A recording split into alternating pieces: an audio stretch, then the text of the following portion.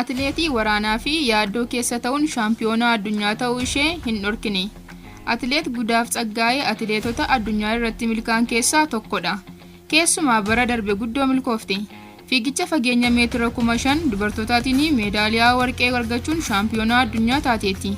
Akkam jirtu jaallatamtootaa fi hordoftoota maatii chaanalii keenyaa kan taatan hundinuu qophii har'aaf qindeessine qabannee dhiyaannee jirra. Nu waliin akka turtan kabajaan affeeramtanii jirtu. Odeeffannoo waqtaawaa fi sirrii argachuuf chaanalii keenya subscribe gochuun miseensa keenya ta'a.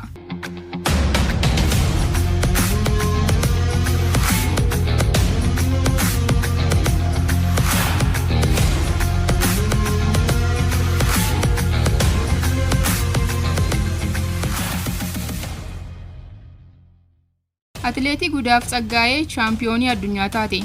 Kana kan milkeessite garuu haala mijataa ta'ee fi miira gammachuu keessa teessee osoo hin taane sababa waraana Tigraay keessa tureen yaaddoo fi muddama keessa teesseeti. Atileetii Gudaf Tsegay dhalattuu naannoo Tigraayidha. Waraana Tigraay keessatti jalqabe waggoota 2 fi dhiiga dhangalaasaa ture keessatti haala maatii fi obbolaan ishee keessa jiran hin beektu turte.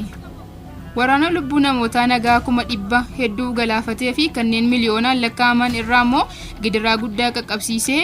Kanaaf Gudaaf dabalatee dhalattoonni Tigraay naannichaan ala jiranis hedduu itti dhiphachaa turan.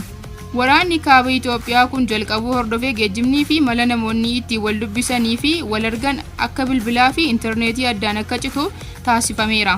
Milkaa'ina caaluu fi caalaa akka cimu guyyaa guyyaan kan na gorsaa turan abbaa koo fi obbolaan koo waliin dubbachuu dhabuun koo baay'ee rakkisaa ture. Ibsadhuuf illee waan nama rakkisudha jechuun waan keessa darbite BBC Sportii Afrikaatti dubbatte.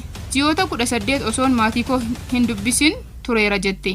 Atileetiin umuriin ishee waggaa 25 ta'e Gudaaf qormaata kana fakkaatu keessa teessee turtii waggoota 10 atileetiksii keessatti turte keessa bara milkii dabarsiteetti.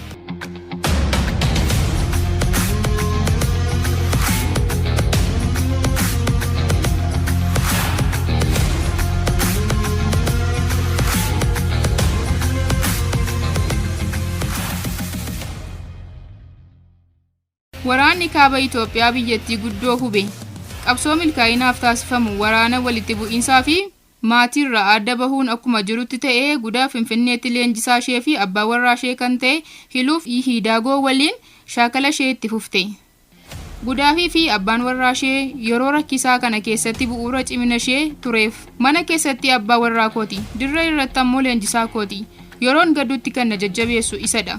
Waan hedduun na gargaaree jechuun dhugaa baati Gudaaf.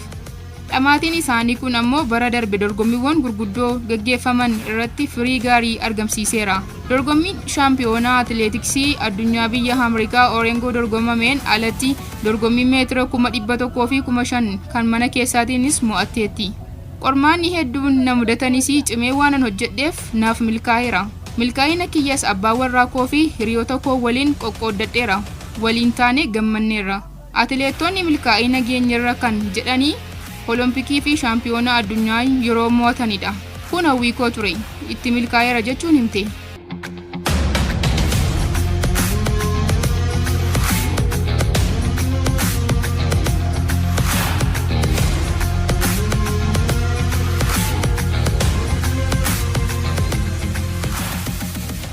Dorgommii Orengoo tureen tokkoffaa baatee yeroo xumurteetti namni alaabaa naannoo Tigraay qabate tokko fiigee dirree seenuun gammachuu isaa atileetii kana haammatee ibsate. Dorgommii istaadiyeemii Hayward keessatti ture kanaan waa'ee waraana ture akka hubatamu gochuu fi deeggaruuf dhalattoota walitti qabaman keessaa tokko ture.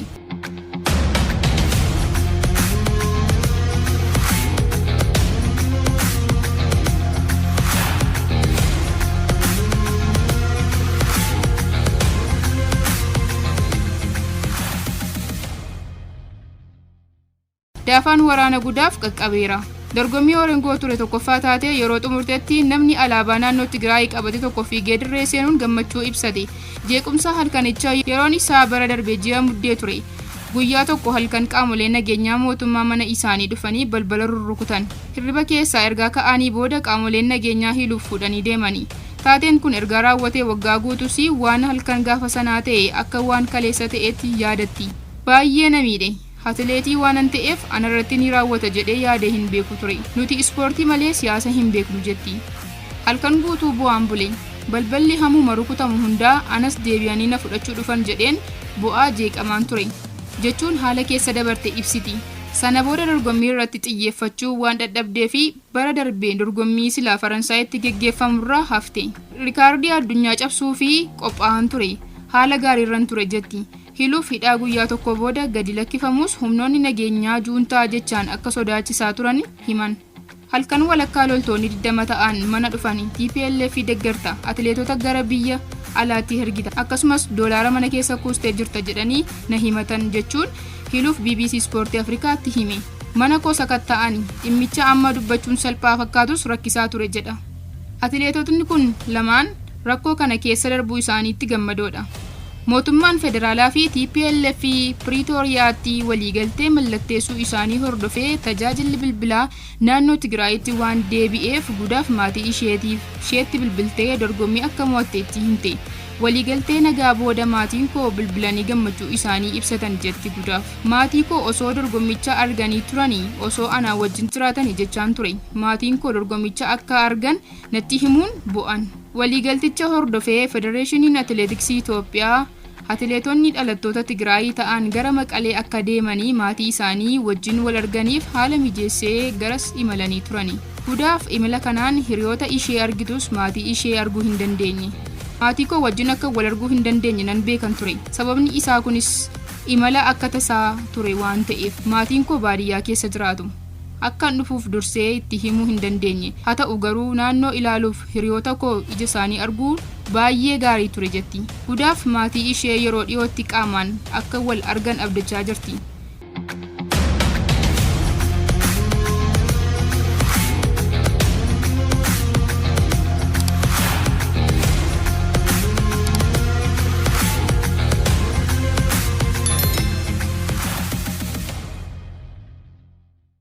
Yeroo ammaa kana Diamand League caamsaa keessa Dohaatti geggeeffamuuf qophaa'aa jirti.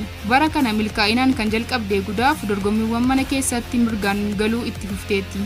Fiigicha fageenya meetira 3000 dorgommii mana keessaatiin sa'aatii saffisa lammaffaa kan galmeessite yoo ta'u, rikaardii addunyaa cabsuu fi sekoondii 9 qofaatu ishee hafe.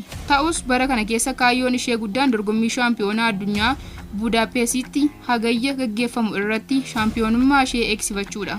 Akkuma kana ammoo dorgommii olompikii bara dhufu Paarisitti hirmaachuufis qophiitti jirti. Dabalataan shaampiyoonii addunyaa mo'achuun barbaada jetti. Dorgommii mana keessaatti ani shaampiyoonadha, kan addunyaatis shaampiyoonadha. Haa ta'u malee gara dorgommii olompikaatti yeroo dhufnu Tookiyootti badhaafamtuu naahisidhaa malee shaampiyoona miti. Hawwiin koo shaampiyoona olompikaa ta'uudha. Galma koo akkan qaqqabu nan amana jetteeti Gudaaf. Qophii har'aaf qindeeffanne xumurree jirra. Hanga xumura qophichaatti waan nu faana turtaniif guddaa galatoomaa. Chaanaalii keenya subscribe, like fi share gochuun maatii keenya tahaa. Qophii birootiin hanga wal agarruutti nagaatti.